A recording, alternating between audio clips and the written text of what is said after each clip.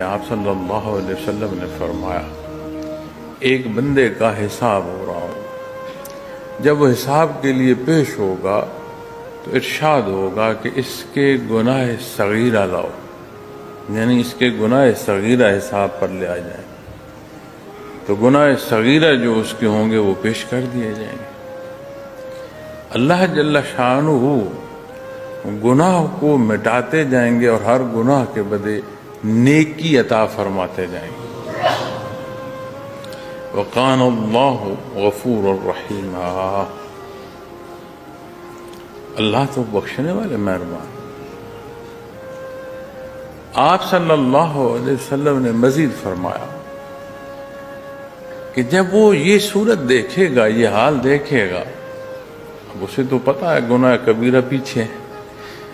وہ عرض کرے گا یا اللہ میرے تو اور گناہ بھی رہتے ہیں، یعنی وہ بھی معاف ہوں گے اور اچھائی نیکی ملے گی، بدلے میں اور بہتری ملے گی۔ تو یہ فرماتے ہوئے روایات میں ملتا ہے کہ آپ صلی اللہ علیہ وسلم نے تبسم فرمایا، بہت مسکرائے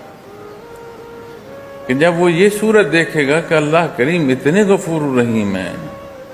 اتنے مہربان ہیں، اتنی رحمت فرما رہے ہیں، وہ فرمایا یا اللہ میرے تو اور گناہ رہتے بھی ہیں، لیکن وہ جو رخ ہے، جیسے میں نے پیشتر عرض کیا کہ کسی غلطی کی ندامت جس درجے کی ہوگی اس طرح کا پہلو پھر بندہ اختیار کرے۔